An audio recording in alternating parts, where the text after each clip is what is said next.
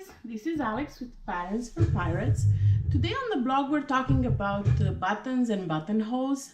So I figured I will do a little video to show you some button feet and how easy it is to sew buttons and obviously also do the buttonholes. So for my example today I'm using the lumberjack. I've already made a shirt for my kid. The lumberjack doesn't have a short sleeve option, but that's super easy to achieve. Like I measure about 4 inches from or 3.5 or 4 inches from the armpit and just cut a straight line there. Easy peasy, you have a short sleeve. It comes with a long sleeve option only. It also can be lined or unlined. Mine is not lined. So I've made a short sleeve option. It's already done. I'm doing the buttons last because that's how I'm used to. You obviously, if you prefer to do them at the beginning when you have your center done, you can do that. Just remember to keep in mind your hem allowance. Start by grabbing your shirt, laying it flat on the table. I'm laying my wearer's right side on the table because I'm making a shirt for my boy. It's not a rule that you have to follow, but if you do follow the guidelines, if you make it for a boy, the buttons will be on the wearer's right. If you make it for a girl, the buttons will be on the wearer's left. So I'm laying my right side of the shirt right side up. I'm taking the super useful buttonhole guide that comes with the pattern, and I'm marking my my buttonholes. If you're using a pattern that unfortunately doesn't have the button guide, which for me is lifesaver, not a big deal. Just grab a ruler, measure your the length where you want your buttons, and make sure you space them evenly. You can divide by the number of buttons that you want to add and then decide this way, find out how to space them. Or you can simply lay buttons and see, do I want them like super close together or do I want them like very far apart?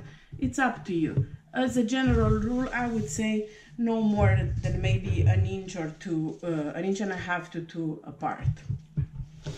It also varies by size, but not by much. This is a size 7 t-shirt shirt that I'm sewing right now. As far as buttons goes, I like, again, it's a matter of personal preference.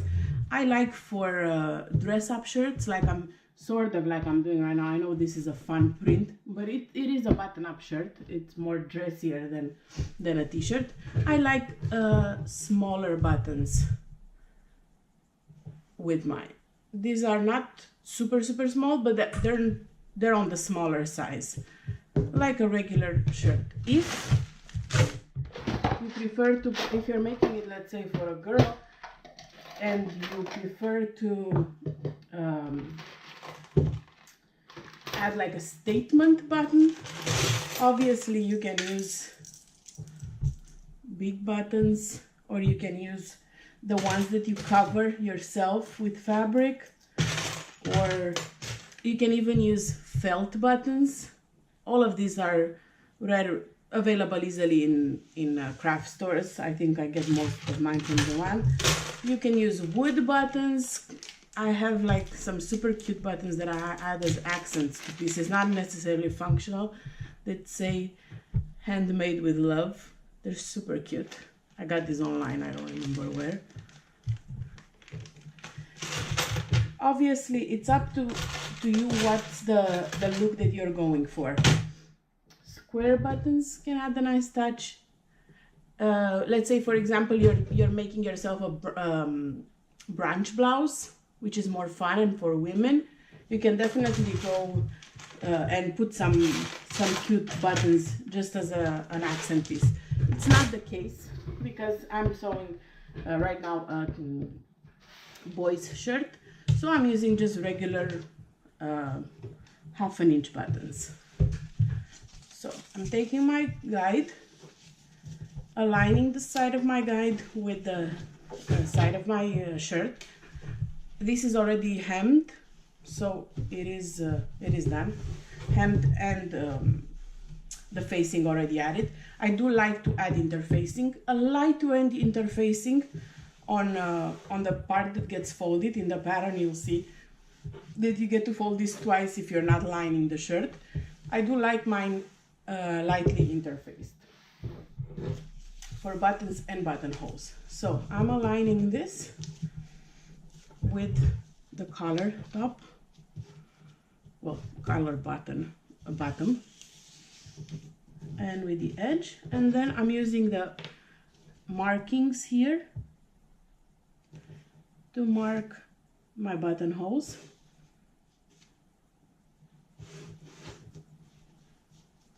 This will ensure that my buttons are evenly spaced one from another.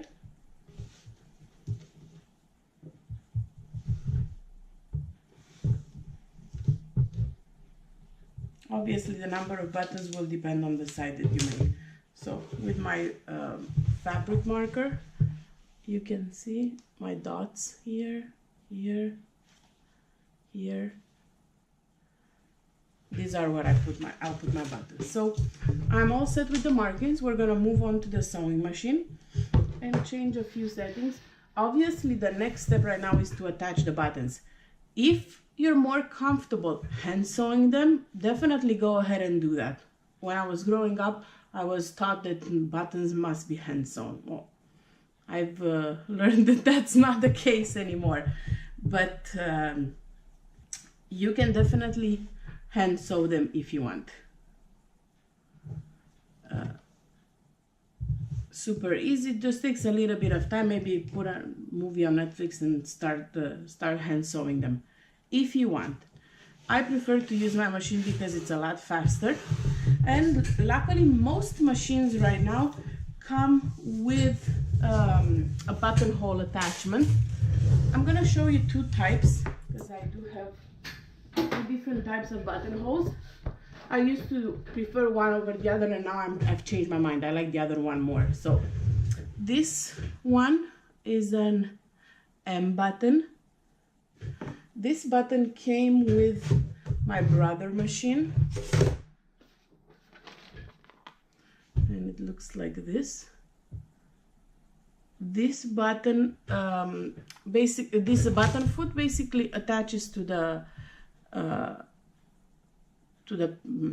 shank, and then it presses it down, and that's it. And super easy. I'll show you one button done with this, and then I'll show you the other button foot that I got that came with my machine, my Baby Lock, and it might come with others too.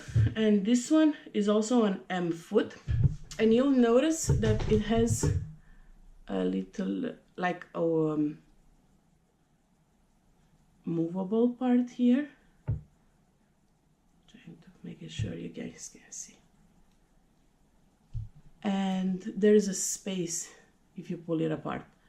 So that I'll show you how that one works, because you place your button in between, and you can place your button. That's why it became my favorite foot, because you can place your button in between those two before you put the foot on. So see, I have my button on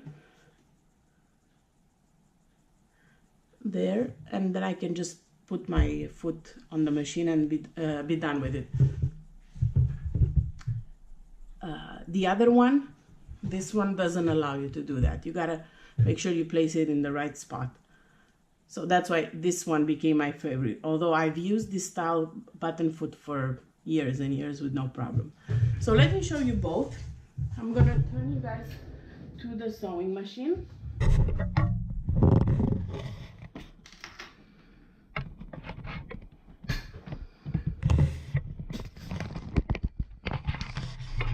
And you will need to change a couple of settings. First, I'm on a straight stitch line. I'm gonna move to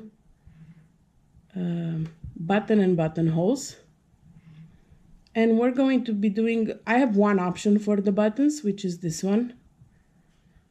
Most likely you have the same options on your machine, and even if it's not a digital screen like this one, a touch screen, I'm sure you have the same options on your machine. All of mine do, and I have like a very inexpensive one too, and it still has it. So this is the button stitch that we will be using. I'm not changing anything. You can see here that it shows you which foot you need, which is the M foot. And we can go ahead and stitch.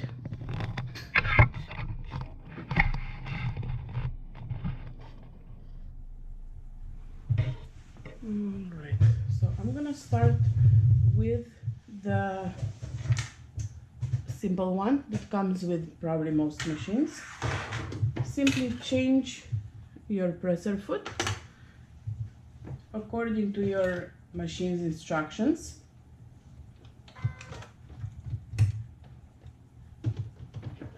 And I have black thread here, so I'm just gonna change my bobbin thread.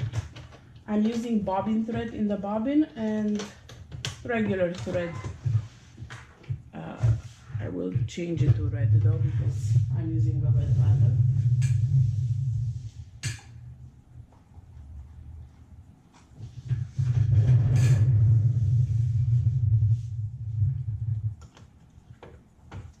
I find sewing buttons to be super easy, and I really don't care if the pattern calls for 20 buttons or 5. They go super fast, back to back. I find the hardest part when sewing buttons is make sure you space them evenly, but when the pattern comes with a template like the one we have in the lumberjack pattern, then 99 of the problems are solved already. So I'm taking my button, I'm putting my shirt in between the plate and the foot. The button where the button sign is, put your presser foot down, and I found a little trick that I'll share with you. Try to pull a little bit of thread, more than what your machine does with the automatic cutter. I find that my machine, when it cuts, it doesn't leave enough for buttonholes, and sometimes it's not catching the bobbin thread. So I just pull a little bit more, and that's it. Also optional, the machine does the work for you. So once you press the pedal, it will do a couple of stitches and then it will stop automatically. At this point, you can call it a day and be done with it. I sew for boys, and we all know how boys are with their clothes, so I always like to do it 2 times. I put all my buttons on with 2 times stitching because they're not as gentle with the clothes as adults are. Trim your stitches and you're done. This is the first one, and then I see that my next mark is right here, so I'll show you the other foot right now if you have this one instead. So I'm taking the blue one off and I'm putting my buttons. This foot has also 2 red marks that shows you where to put the holes of the button.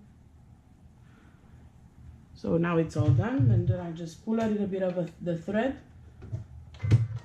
press down, and now the button stays right here.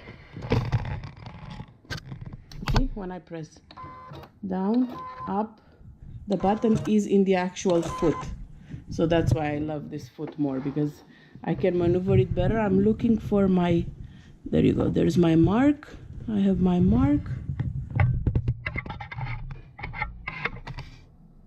And I'm just gonna go ahead and stitch.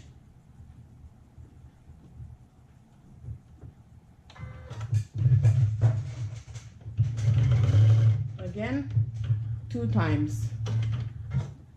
2 times is it's a recommendation of mine. You don't have to. One time should be enough, but I find that it sticks and it comes undone a lot less if it's sewn on 2 times. Again, don't forget to trim your threads on the back.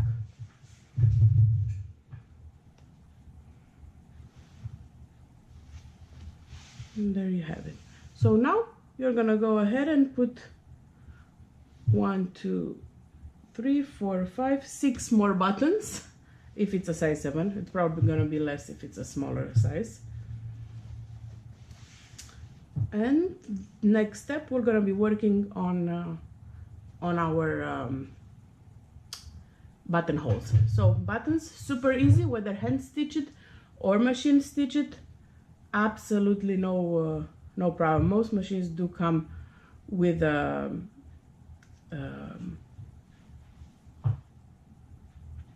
button already included in the package. All right, so talk to you guys soon. Bye.